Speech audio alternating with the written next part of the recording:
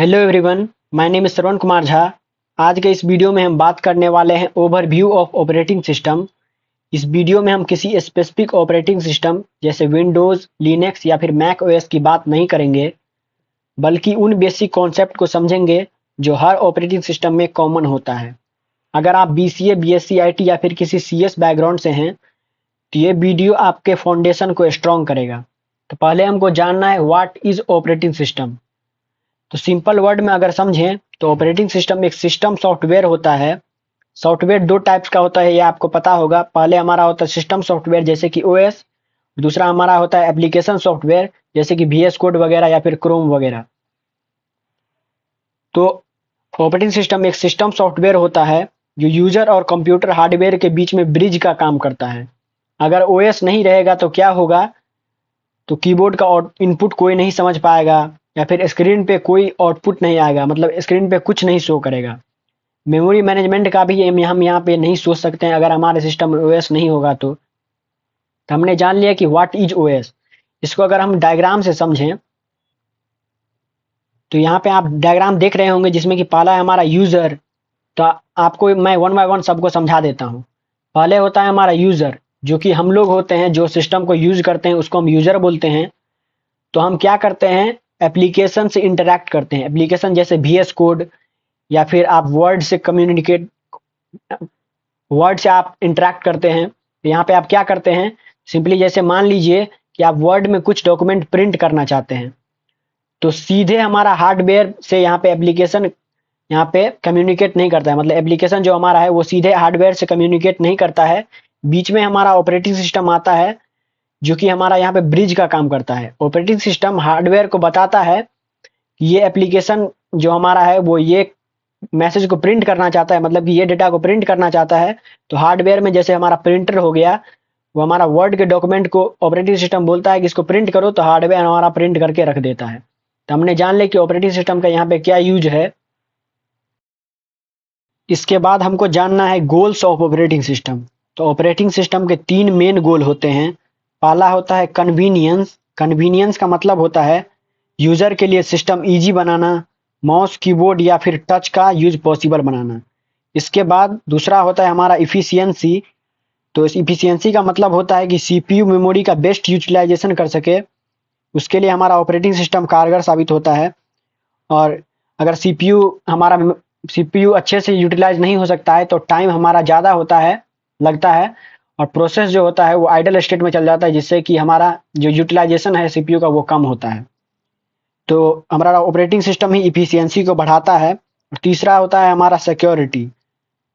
Unauthorized access को ये prevent करता है, जैसे कि पासवर्ड लगा के, परमिशन दे के। हमारे ये कुछ गोल होते हैं ऑपरेटिंग सिस्टम के।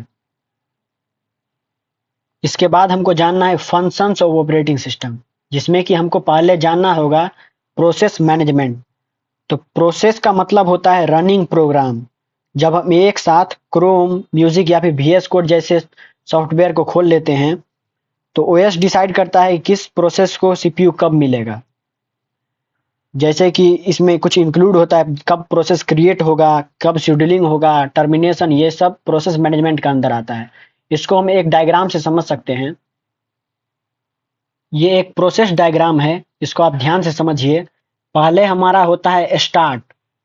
स्टार्ट से रेडी स्टेट में कैसे जाता है उसको पहले समझिए। सबसे पहले प्रोसेस स्टार्ट होता है, जैसे ही प्रोग्राम मेमोरी में लोड होता है उसको रेडी स्टेट में डाल दिया जाता है। रेडी का मतलब होता है कि प्रोसेस चल नहीं रहा है, बल्कि CPU के लिए वेट कर रहा है। इसके बाद हमारा होता है रेडी से रनिंग स्टेट में प्रोसेस कब जाता है। अब जब CPU फ्री होता है, अभी तो हमारे कंप्यूटर में ऑक्टा कोर, ड्यूअल कोर या फिर हेक्सा कोर वगैरह CPU होता है। लेकिन जब भी पहले सिंगल कोर CPU था तब हमारा ये ज़्यादा होता था। अभी तो हमारा जितना भी प्रोसेस होता है उसको इफिशिएंटली हैंडल कर लेता है due to octa core processor. तो पहले हमारा रेडी स्टेट से रनिंग में क्या होता है, तो जब CPU फ्री होता है, CPU शेड्यूलर डिसाइड करता है कि कौन सा प्रोसेस CPU यूज करेगा। जैसे यहाँ पे रेडी स्टेट में प्रोसेस 1, प्रोसेस 2, प्रोसेस 3 बहुत ज़्यादा प्रोसेस होगा। यहाँ पे CPU शेड्यूलर डिसाइड करेगा कि प्रोसेस 1 को हम रेडी से रनिंग में लेके जाएंगे। तो जैसे ही प्रोसेस को CPU मिलता है वो रनिंग स्टेट में चल जाता है। इसके बाद यहाँ पे आप देख रहे होंगे कि रनिंग से फिर रेडी में आता है। तो वो कौन सा प्रोसेस आता है? तो आप मान लो प्रोसेस चल रहा है और अचानक से टाइम स्लाइस खत्म हो गया, मतलब कि उसका टाइम खत्म हो गया, या फिर कोई हायर प्रायोरिटी का प्रोसेस आ गया। जैसे मान लीजिए कि आप कुछ कर रहे होते हैं, तभी किसी का फोन आ जाता है, तो आप देख रहे होंगे कि काम रुक जाता है, फोन पहले आ जाता है, तो उसका प्रोसेस हाई होता है। तो वही हमारा ओएस करता है।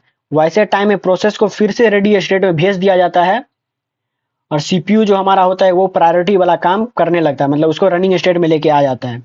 इसके बाद आप देख रहे होंगे कि रनिंग से फिर वेट में है, मतलब रनिंग से वेट में कैसे जाता है, तो उसको भी हम समझ लेते हैं। तो कभी कभी प्रोसेस को डेटा चाहिए होता है, जैसे कि फाइल रीड करने के लिए या फिर प्रिंटर यूज करना होता है, इसके लिए उसको डेटा चाहिए होता है। तो ऐसे केस में प्रोसेस सीपीयू छोड़ देता है और वेटिंग स्टेट में चला जाता है due to input output event wait. इसके बाद वेटिंग से फिर से रेडी पे आता है। वो कैसे आता है? तो जैसे ही इनपुट आउटपुट का काम कंप्लीट हो जाता है, प्रोसेस को वापस रेडी स्टेट में भेज दिया जाता है।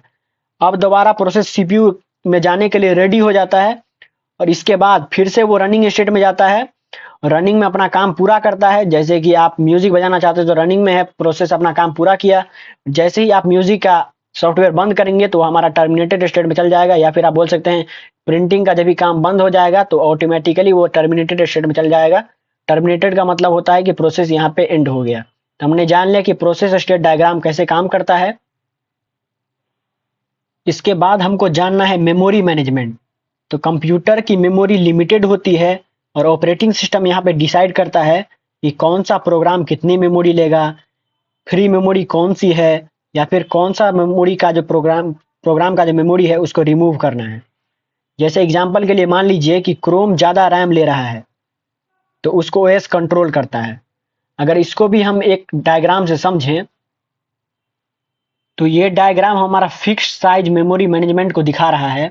इसमें आप देख रहे होंगे ये जो हमारा है वो ऑपरेटिंग सिस्टम है, वो हमारा मेमोरी को फिक्स्ड पार्टीशन में डिवाइड किया है, मतलब कि 5-5 एमबी का यहाँ पे 5 ब्लॉक यहाँ पे बनाया है मेन मेमोरी का। इसके बाद आप देख रहे होंगे सेकेंड पार्ट में जिसमें कि 3 ठो प्रोसेस है, प्रोसेस 1 3 एमबी का, प्रोसेस 2 2 एमबी का, प्रोसेस 3 3 एमबी का। इस सबको वो अलग अलग 5-5 एमबी का ब्लॉक दे रहा है। इसके बाद आप क्या समझेंगे, इसके बाद यहाँ पे क्या हो सकता है? तो यहाँ पे जैसे 3 एमबी का ब्लॉक दिया तो यहाँ पे 2 एमबी वेस्ट हो गया, यहाँ पे अगर 1 एमबी का साइज के लिए 5 एमबी का ब्लॉक दिया तो यहाँ पे 4 एमबी वेस्ट हो गया, यहाँ पे 4 एमबी के लिए 5 एमबी का ब्लॉक दिया तो यहाँ पे 1 एमबी का यहाँ पे वेस्ट हो गया। तो इस वेस्ट को रिकवर करने के लिए, मतलब मैनेज करने के लिए, यहाँ पे इंटरनल फ्रेगमेंटेशन का यूज होता है। मतलब कि यहाँ पे पेजिंग वगैरह या फिर वेरिएबल पार्टीशन का यहाँ पे कॉन्सेप्ट आता है और ये हमारा ऑपरेटिंग सिस्टम इसको वेरिएबल पार्टीशन से इसको फिक्स करता है। वेरिएबल पार्टीशन का मतलब वही होता है जैसे कि यहाँ पे 3 एमबी के प्रोसेस के लिए सिर्फ 3 एमबी का यहाँ पे मेमोरी दिया जाए, जिससे कि मेमोरी वेस्टेज नहीं होता है, जिसको कि हमारा ऑपरेटिंग सिस्टम इफिशियंटली या फिर इफेक्टिव करता है। हमने इसको जान लिया कि फिक्स साइज पार्टीशन क्या होता है।